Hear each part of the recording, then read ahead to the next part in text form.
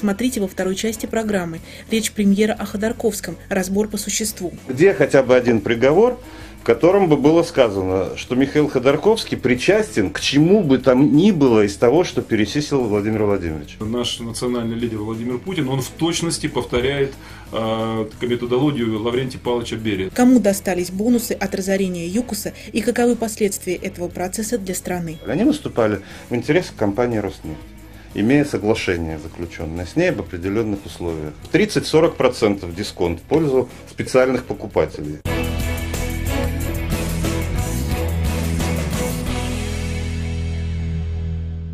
Я неоднократно сталкивалась с ситуациями, когда в адрес адвокатов на суде позволяются достаточно нелицеприятные высказывания. Там был пассаж про заднюю часть адвоката Краснова, там был пассаж по поводу того, что адвокат ничего не понимает, и про пиар был, и про что хотите. А это вообще как-то можно остановить? Вы знаете, Нателла, спасибо вам, конечно, за этот вопрос, но я хочу вот сказать о чем сначала, потом вернусь. Когда национальный лидер задает вот такие стандарты, отвечая перед всем миром, не по закону, говоря, что это по закону, на самом деле, извиняюсь за сленг, чисто по понятиям, чисто конкретно по понятиям, да, то скромным государственным служащим, даже работающим в Генеральной прокуратуре, что остается? Остается только соответствовать этим стандартам и всячески стараться не отстать. Что они и делают? Иногда у них получается не отстать. А как он иск о защите чести? Значит, вот давайте поэтому, в тот же Хамовнический суд. Поэтому предлагаю по порядку. Значит, что мы услышали от Владимира Владимировича Путина? Правды там нет. К сожалению, большому, фактов там нет. Там неправда даже в первых словах, что известный фигурант, то есть Михаил Ходорковский, потому что именно о нем спросили, находится в местах лишения свободы, отбывая наказание по приговору суда. То есть Владимир Владимирович скромно умолчал о том, что сейчас идет второй процесс, и Михаил Ходорковский находится в следственном изоляторе, как арестованный, обвиняемый по этому делу. Но где хотя бы один приговор, в котором бы было сказано, что Михаил Ходорковский причастен к чему бы там ни было из того, что перечислил Владимир Владимирович. К хищению денег у народа, как мы вчера услышали, ко всему остальному вот этому ужасному, о чем вы говорите. Да? Нет этого. Значит, раз этого нет, значит закона тоже нет. Есть понятие. Это как раз классический сталинский подход. Что произошло при Сталине? Вот это большой террор 37-38 год. Кого не успели расстрелять, отправили в ГУЛАГ. 10 лет по 58-й. Когда они вышли?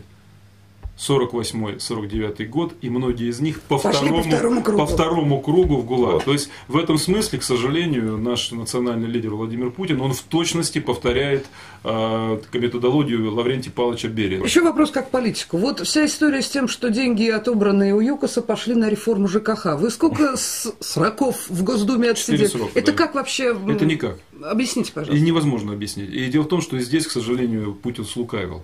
Если в бюджет зачисляются деньги, все, это счет Минфина. Потом они идут куда-то, но это уже нельзя определить, это деньги ЮКОСа или нет. Это в чем дело? Опять говорится что-то выхвачено из контекста. Да? Там ЖКХ, не ЖКХ. Я согласен со всем, что было сказано, но тут ведь надо всю цепочку посмотреть. Значит, была компания. Она давала рабочие места сотням тысяч людей. Тем же самым Владимиром Владимировичем Путиным, тогда президентом, и его правительством была признана лучшим и крупнейшим налогоплательщиком. Они давали, в 2003 году. Они давали 5% доходов федерального бюджета, были, по-моему, на втором месте после «Газпрома». Дальше эту компанию разрушили, растащили по кусочкам. По дороге много чего осело там в разных карманах уважаемых джентльменов. Теперь прикрываемся иностранными банками. Замечательно. Только надо посмотреть, почему эти иностранные банки и в чьих интересах они выступали. Они выступали в интересах компании «Роснефть», имея соглашение, заключенное с ней об определенных условиях. Значит, дальше устроили это банкротство. Значит, раздули совершенно искусственную налоговую задолженность, чтобы сделать бюджет главным кредитором. Но при этом распродали все по дешевке. Мы недавно пересматривали еще раз мнение экспертного сообщества тех времен, 2006-2007 годов. 30-40% дисконт в пользу специальных покупателей. Я где-то читала, что в каждом регионе, так сказать, есть свои процессы ЮКОСа в региональных масштабах. Что знаете об этом? Это действительно так? Это абсолютно так. Дело в том, что последние годы Фактически основными рейдерами стали силовые структуры в нашей стране. Это милиция, прокуратура, ФСБ. Я вот только что был сейчас у себя на Алтае, разговаривал с очень крупным предпринимателем, который за 20 лет построил превосходный бизнес.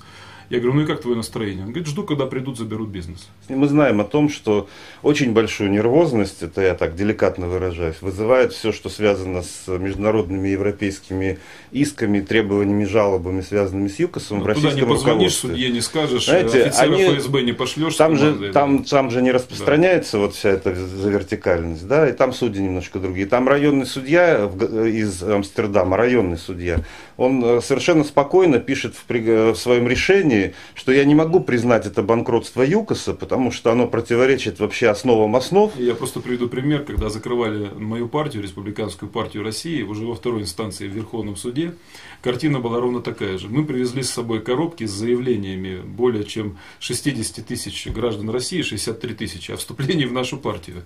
А закон, как известно, требует 50 тысяч заявлений. Мы привезли 63 тысячи собственноручно написанных заявлений граждан России. Нашим противникам, то есть истцом о закрытии партии, выступал Минюст, который представил справку в 3 страницы, что они провели внутреннюю проверку, у нас нет необходимой численности. Судья говорит, нет, я верю Минюсту.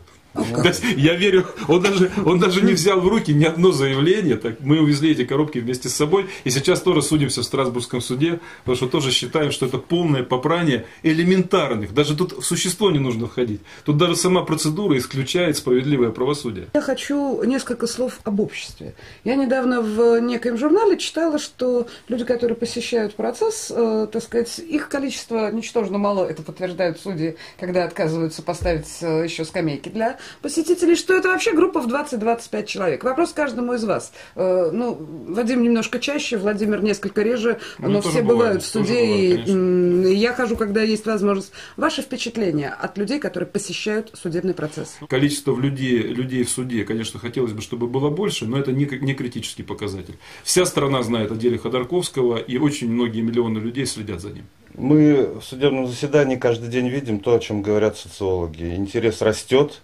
Растет интерес простых людей, много очень препятствий на этом пути, но главное понимание приходит, и я подчеркиваю, что именно оно главное, что дело вот это ЮКОС, дело Ходорковского и Лебедева, это не проблема Ходорковского и Лебедева, это проблема каждого человека, потому что в любую секунду с ним может пройти то же самое, только никто не узнает, потому что он не такой известный. Вот когда приходят люди и говорят, я приехал из Оренбурга, или там из Казахстана, или с Алтая, или еще откуда-то, просто приехал, потому что невозможно. Вот это вот все происходит, я хотел своими глазами или хотел увидеть, и таких людей все больше, и вот задавали вопрос о прокурорах, их именно это больше всего и нервирует.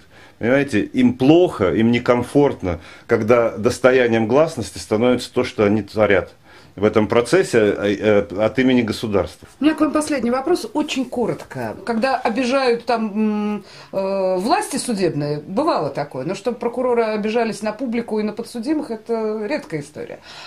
Скажите, пожалуйста, можно было, с вашей точки зрения, процессуального противника подготовиться к процессу получше? Вы знаете, я боюсь, что к этому процессу невозможно было подготовиться, с ним просто нельзя было начинать. Вот нельзя было приходить в суд с этим делом. Придя в суд с этим делом, и судья, не послав их назад с этим делом, уже обрекли себя на этот позор. Мы же заявляли прокурорам отводы много раз, каждый раз говоря об их некомпетентности, не только заинтересованности, некомпетентности. И Михаил Ходорковский, и Платон Лебедев говорят, ну уж коли мы здесь собрались, ну дайте оппонентов, которые хоть понимают, что они говорят. Но эти-то прокуроры, они же даже не понимают, что они говорят. Это не сделает революции, но это сделает возможным хоть какую-то там дискуссию, понимаете? Сейчас даже этого нет. Когда нет этого, что остается? Переход на личности, грубость, хамство, попытки заткнуть рот и действия с позиции просто грубой силы, лома, против которого как бы нет приема. Но мы будем в этих условиях делать все, что мы можем. Это наша миссия, это наша задача, это наш долг. Итак, похоже, интерес к происходящему в зале Хамовнического суда не снизишь, убрав скамейки и стулья. Я так понимаю, что общество будет продолжать задаваться вопросами по поводу этого процесса, и мы будем стараться продолжать отвечать на них.